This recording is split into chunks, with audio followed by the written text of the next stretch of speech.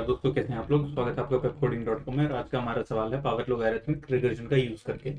ये दोस्तों पिछले क्वेश्चन जैसे ही होने वाला है, आउटपुट यानी कि इसका सेम आने वाला है। हमें आउटपुट वही निकालना है जो पिछले क्वेश्चन में डिमांड किया गया था, मगर इस बार हम तरीका बदलेंगे, अपनी अप्रोच बदलेंगे। और अप्रोच क्यों बदल रहे हैं यार, जाहिर सी बात है, अगर हमें एक काम एक तरीके से करना था, हम दूसरे तरीके से करना क्यों सीखेंगे?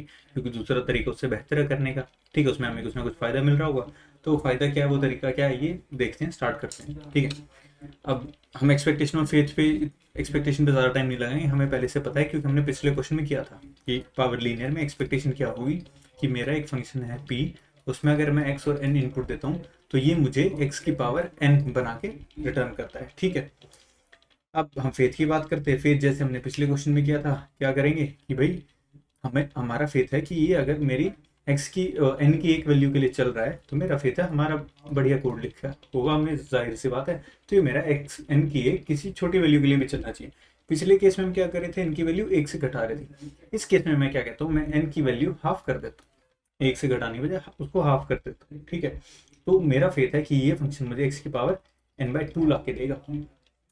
अब ये मेरी एक्सपेक्टेशन है, ये मेरा फेथ है, इन दोनों में कुछ फर्क है।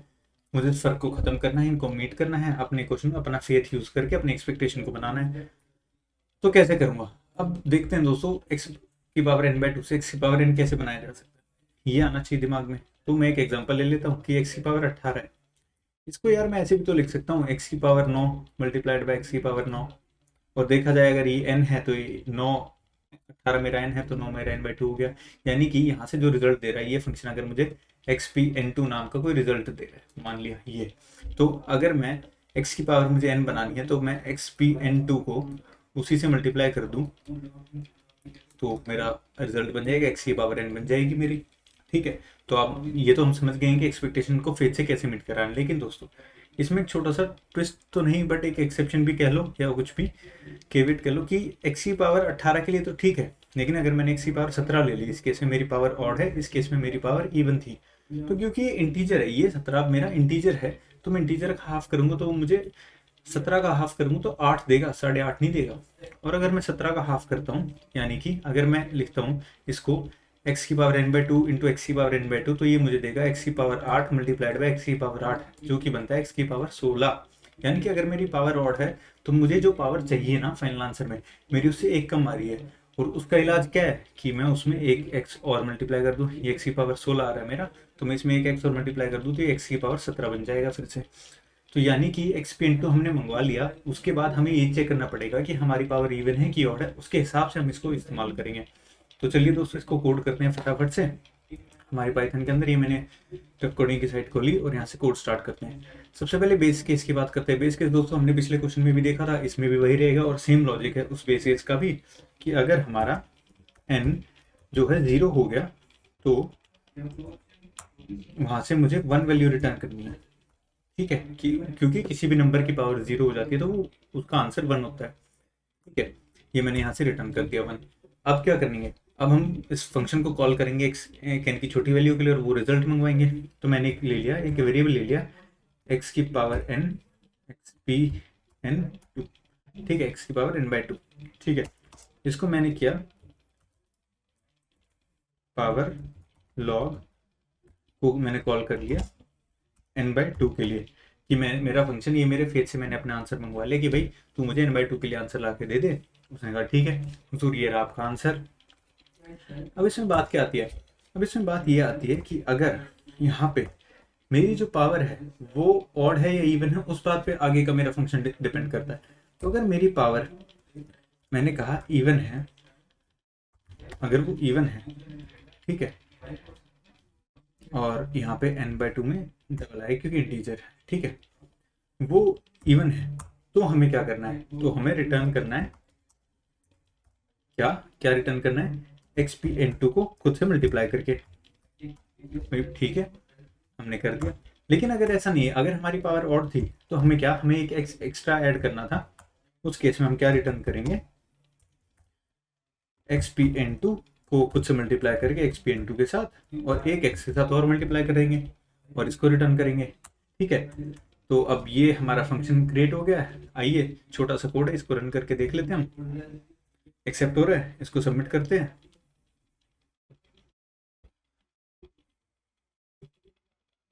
ये सबमिट हो गया फुल ऑन फुल। तो यानी कि हमारा कोड तो ठीक है। अब एक काम करते हैं, हर बार की तरह इस कोड को उठा लेते हैं हम अपने, और क्या करेंगे, इसको हम इसका ड्राई रन करेंगे। ठीक है, ये हमारा फंक्शन है, हमने इसको उठा लिया और ठीक है, ये हमने इसको उठा लिया और एक प्यारा सा स्टैक बना लेते हैं हम जल्दी से, जैसे कि हर बार करते हैं। ठीक है, हमने एक स्टैक बना लिया इसको समझने के लिए कि हो क्या रहा है। ठीक है, ये हमारा स्टैक हो गया, इसमें फंक्शन कॉल्स होंगे हमारे, हमें ऑर्डर पता चलता रहेगा किस ऑर्डर में हम काम कर रहे हैं और कौन सा फंक्शन किसको कॉल लगा है। ठीक है, मान लीजिए मैंने एक फंक्शन लिया, पी नाम से ले लेता हूँ मैं। ठीक है, और इनिशियली किस वैल्यू के लिए कॉल किया मैंने, एक्स की पावर, मैं कहता हूँ एक्स कुछ भी हो, एन मेरा 8 ले लिया मैंने। ठीक है, उसके लिए कॉल कर दिया, तो पी एक्स कॉमा 8 के लिए ये फंक्शन कॉल हो गया। अब ये फंक्शन कॉल हुआ, ये मान लीजिए इसको मैं कहता हूँ ये मेरा पहला सेक्शन है, इसको मैं एक डॉट से दिखाऊंगा, ये मेरा सेकंड सेक्शन है, इसमें ये इसको सेकंड सेक्शन कह लेते, जो भी होगा उसमें देखा जाएगा। तो ये आएगा, ये अपने पहले सेक्शन पे जाएगा, क्या वो है, नहीं है, नहीं है, तो क्या करेगा अपने सेकंड सेक्शन में घुसेगा। ठीक है, सेकंड उसमें घुसा, वो पावर इसको भी ये काम करते हैं, सेकंड और थर्ड में ले लेते हैं, कोई सेकंड के लिए चलेगा कोई थर्ड के लिए चलेगा। ठीक है, तो सेकंड और ठीक है, तो सेकंड ये चेक करेगा n/2 मेरा इवन है, बिल्कुल इवन है, 8 है, तो ये इस वाली कंडीशन में जाएगा। उससे पहले, लेकिन उससे पहले सेकंड लाइन चलने से पहले ये xp(n2) मंगवाएगा power log x n/2 से। ठीक है, इसने एक कॉल लगा दिया नए फंक्शन को, इसने यहाँ से कॉल लगा दिया नए फंक्शन को, p x, 4 n/2 4 है, उसके साथ भी वो आएगा, पहली लाइन चेक करेगा अपनी। ठीक है, वो 0 नहीं हुआ अभी, तो अपनी सेकंड लाइन की तरफ जाएगा, लेकिन सेकंड लाइन एग्जीक्यूट होने से पहले वो कॉल लगा रहा है एक नए फंक्शन को, अपने xp(n2) मंगवा रहा है और एक नए फंक्शन को कॉल लगा रहा है p(x,2) को। ऐसे x,2 भी आएगा, अपनी पहली लाइन एग्जीक्यूट करेगा, वो देखेगा n 0 के बराबर नहीं है, तो एक नए फंक्शन को कॉल करेगा p(x,1) को n/2 के लिए। ठीक है, अपने xp(n2) के लिए ये आएगा, ये अपनी पहली लाइन चलेगा, अभी 0 के बराबर नहीं है, एक नए फंक्शन को कॉल करेगा p(x,0) को। ये आएगा, ये अपनी पहली लाइन चलाएगा, ये देखेगा यार हाँ यार मेरा x तो 0 के बराबर है, मेरी ये कंडीशन फुलफिल हो गई, तो वो क्या करेगा यहीं से 1 रिटर्न कर देगा वैल्यू, और इससे आगे जाएगा ही नहीं। उसने यहाँ से 1 रिटर्न कर दिया। ठीक है, उसने यहाँ से 1 रिटर्न किया और इससे आगे जाएगा नहीं। अब ये 1 किस में आएगा, ये 1 आएगा इसके xp(n2) में, px,1 का जो xp(n2) था, इस ये मेरा 1 रखेगा। अब 1 रखेगा तो ये अपनी दूसरी लाइन एग्जीक्यूट करने की तरफ जाएगा, अभी देखेगा क्या ये ऑड है या इवन है, अब ये ऑड है, ऑड है तो ये तीसरी लाइन एग्जीक्यूट करेगा ऑड वाली। इसमें क्या करेगा, xp(n2) को xp(n2) से मल्टीप्लाई करेगा और एक x के साथ मल्टीप्लाई करेगा, तो 1 × 1 × 1 × x, ये मेरा x बनेगा और इसमें रिटर्न कर देगा।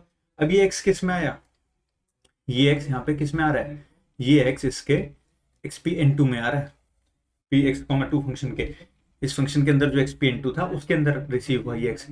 अभी क्या करेगा, चेक करेगा x ऑड है कि इवन है। अब इसमें यहाँ पे n हमारा 2 है, यहाँ पे n हमारा 2 है, तो ये 2 हमारा इवन है, इवन है तो ये वाली लाइन एग्जीक्यूट करेगा, सेकंड नंबर की लाइन एग्जीक्यूट करेगा। इसमें ये क्या करेगा, xp(n2) को xp(n2) से मल्टीप्लाई करेगा, xp(n2) इसका x था, x × x करेगा, x² हो जाएगा और x² को रिटर्न कर देगा यहाँ पे x² किसके अंदर आया, x² इस वाले xp(n2) के अंदर आया, किस फंक्शन के, px,4 इस वाले फंक्शन के। अब इसके अंदर आया तो ये फिर से चेक करेगा कि लाइन नंबर 2 चलानी है, 2 चलेगी क्योंकि n हमारा 4 है जो कि इवन है, तो इसको 2 बार मल्टीप्लाई करेगा, x² को x² से मल्टीप्लाई करेगा, x की पावर 4 बनेगी जो कि इसमें भेज देगा, x की पावर 4, x की पावर 4 इसके xp(n2) में रिसीव हुई, इस फंक्शन के px,8 के इसमें रिसीव हुई, इसका फिर से वही काम करेगा, सेकंड लाइन चलानी है, थर्ड ये सेकंड लाइन रन करेगा क्योंकि वो इवन है, थर्ड लाइन रन नहीं करेगा वो एल्स कंडीशन में। तो इसमें सेकंड लाइन का मतलब है x² x की पावर 4 को x की पावर 4 से मल्टीप्लाई करेगा, जो कि हमारा फाइनली बाहर x की पावर 8 ये रिटर्न कर देगा, x की पावर 8 ये यहाँ से रिटर्न कर देगा जहाँ पे इसको पहली बार कॉल लगी थी। ठीक है, ये आपने देख लिया। अब इसको यार थोड़ा ना समझने की कोशिश करते हैं कि हो क्या रहा है और ये क्यों बेटर है। ठीक है, ये वाला कोड हमने बात की थी, बेसिकली आप लोगों ने देखा, आप वीडियो पीछे भी करके देख सकते हैं कि कॉल कैसे लग रही थी। x की पावर 8 था, वो कॉल लगा रहा था x की पावर 4 को, वो कॉल लगा रहा था x की पावर 2 को वो कॉल लगा रहा था x की पावर 1 को, ठीक है, अंटिल ये लास्ट में x की पावर 0 जो कि 1 नहीं पहुंच जाता, x की पावर 0 ये क्या होगा 1 होगा हमारा, ठीक है, यहाँ पे x की पावर 1 थी, ठीक है, ऐसे। तो बेसिकली मैं बात करूं तो ये कैसे हो रहा है कि अगर मैं इसको देखूं तो पावर कैसे जा रही है कि 16 8 4 2, ठीक है, 1 0, ये देखा जाए ना यार दोस्तों, तो ये है क्या, ये अगर आप देखें ना या फिर उसको हम ऐसे लिख लेते हैं कि ये बेसिकली आप ये मान लीजिए हमारा कुछ भी था, ये n था, तो n/2 n/4 n/8 ऐसे करते करते अप टिल 1, ये यार जीपी है, ज्योमेट्रिक प्रोग्रेशन बना रहा है, और ज्योमेट्रिक प्रोग्रेशन यानी कि इसकी और a इसकी फर्स्ट टर्म n है और डिफरेंस ये 1/2 से हो रहा है, ये इसका r है, ठीक है। तो मुझे पता है अगर मैं इसकी kth टर्म निकालूं, kth टर्म यानी कि कोई भी kth, ये kth टर्म हमारी 1 है, इसमें kth टर्म, तो kth टर्म का फॉर्मूला क्या होता है, a kth टर्म अगर मैं निकालूं इसमें तो ये होता है a r की पावर n-1, यहाँ पे, हाँ यहाँ पे हमारा n जो है वो एक्चुअली k है, kth टर्म निकालने है ना हमने, तो a r k-1, ठीक है, और a हमारा, हम इसको रिप्लेस कर देते, a हमारा n है, r हमारा 1/2 है, 1/2 की पावर k-1, अगर हम इसको सॉल्व करते हैं तो ये हमारा बनेगा n/2 की पावर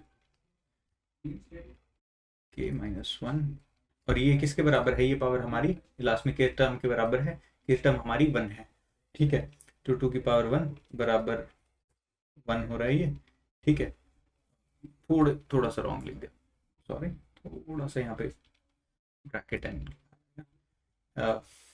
n 1/2 की पावर k-1, ठीक है, ऐसे, तो ये इधर जाएगा, तो n हमारा बराबर हो जाएगा 2 की पावर k-1। अगर मैं इन दोनों साइड्स पे लॉग ले लेता हूँ, थोड़ा सा ऊपर शिफ्ट कर लेते हैं, अगर मैं यहाँ दोनों साइड पे लॉग टू द बेस 2 लेता हूँ, log to the base 2 n बराबर लॉग टू द बेस 2 की पावर k-1, ठीक है। अब यार लॉग की प्रॉपर्टी है अगर बेस और मेरा ये सेम है यहाँ पे तो सिर्फ पावर रह जाती, ठीक है, तो log n जो है मेरा, जो मुझे देगा, ठीक है, ये मेरा k-1 के बराबर हो गया, ठीक है, k-1 के बराबर हो गया log n मेरा, यानी कि इससे क्या पता चलता है, जो मेरा k है ये इक्वल टू, अगर मुझे हटाना है तो मैं इसको प्रोपोर्शनलिटी लिख सकता हूँ, प्रोपोर्शनल है log n के, ठीक है। इसका मतलब क्या हुआ, अब ये जो हमने निकाला है ना, ये हमारा प्रूव करेगा कि इसकी टाइम कॉम्प्लेक्सिटी कम है, वो कैसे, कि हमारा log n के प्रोपोर्शनल है, और कि था क्या, कि है क्या यहाँ नंबर ऑफ टर्म्स, और नंबर ऑफ टर्म्स क्या है बेसिकली हमारे यहाँ पे लेवल्स, यानी कि जितनी बार रिकर्जन का फंक्शन कॉल होगा, ठीक है। अब रिकर्जन का फंक्शन कितनी बार कॉल होगा, अब एक एग्जांपल ले लेते हैं, एग्जांपल से आपको बहुत प्यार से क्लियर से समझ में आ जाएगा कि अगर मैं इसका मतलब क्या है कि अगर 2 की पावर 16 निकालनी है तो बेसिकली 4 लेवल लगेंगे मेरे, लॉग का मतलब ही होता है, ठीक है, 32 है तो 5 लेवल लगेंगे, ठीक है, तो बेसिकली लेवल जो पावर है वो रह जाएगी। अगर मुझे 1024 n मेरा 1024 होता, ठीक है, 1024 क्या होता है 10 होता है, तो 10 के आसपास आंसर देगा मुझे, ठीक है, एक एक्स्ट्रा लग रहे 11 लगेंगे, बट ठीक है, एन अगर 1024 होता तो ये पावर कैसे डिवाइड होती, 512 पे आती, फिर 256 पे आती, 128 पे आती, 64 पे आती, 32 पे आती, 16 पे आती, ऐसे करते करते 0 पे आती, और मुझे आंसर मिल जाता 10 या 11 आइट्रेशन में। लेकिन अगर हम पिछले, आपको याद हो पिछले क्वेश्चन में कैसे कर रहे थे, इसको 1 से घटा रहे थे, ठीक है, 1024 माइनस 1 1023 आता, 1023 माइनस 1 1022 आता, ये 1024 बार चल जाता, n टाइम्स चल रहा था। इस केस में ये log n के प्रोपोर्शनल है, तो log n प्लस कुछ कांस्टेंट या log n के साथ में कुछ कांस्टेंट log n टाइम्स चलेगा ऑलमोस्ट। तो यहाँ पे ये रिकर्जन का लूप, यानी कि अगर 1024 हमारी पावर है तो 10 बार चलेगा, अराउंड 10 के आसपास, ठीक है, लेकिन इस तरह से। और पिछले वाले क्वेश्चन में किस तरह से चल रहा था, 1024 बार ही चल रहा था। तो आप देख रहे हैं कितना बड़ा इंपैक्ट आ रहा है, और पावर जितनी बढ़ती जाएगी, क्योंकि लॉगरिथमिक है ये फंक्शन चलता ही ऐसे, तो पावर जितनी ज्यादा बढ़ती जाएगी ना, हमारा टाइम का डिफरेंस उतना ज्यादा आता जाएगा। तो इसलिए ये वाली अप्रोच हमारी प्रीवियस अप्रोच से ज्यादा अच्छी है। और ये कराया क्यों गया कि यार अप्रोच टाइम हमारे पास ना, कंप्यूटर में हमारे पास तो रिसोर्स मेमोरी हमारे पास ज्यादा होती है, फिर भी टाइम और मेमोरी हम जो बचा सकते हैं वो तो बचाएंगे। अगर हमारे पास हमें चूज भी करना पड़े तो टाइम को हम मेमोरी के ऊपर चूज करते हैं, क्योंकि time processing power, time is money यार, टाइम पैसा है, ठीक है। तो इसलिए, और ये आपको ये बताने के लिए कि आगे आप एक ही प्रॉब्लम को ना काफ़ी तरीके से सोचेंगे, ताकि आप उसकी टाइम कॉम्प्लेक्सिटी वगैरह ये सब चीज़ें कम कर सके, ताकि वो क्वेश्चन ज़्यादा बेहतर बन सके। ठीक है, बेहतर प्रोग्रामर सिर्फ वो नहीं होता जो आउटपुट निकालता है, वो भी होता है जो कि उस आउटपुट को निकालने का तरीका, उस आउटपुट को निकालने के तरीके को बेहतर करे, ऑप्टिमाइज करे, एफिशिएंट बनाए। ठीक है, तो मैं उम्मीद करता हूँ आपको ये आज का कंसेप्ट समझ में आया होगा और अच्छा लगा होगा। अगर ऐसा है तो यार दोस्तों लाइक कर देना, कमेंट सब्सक्राइब कर देना, शेयर कर देना, सपोर्ट करना यार, हमें भी मोटिवेशन मिलती रहे थोड़ी। और मज़े करो, कोड करो। Good bye.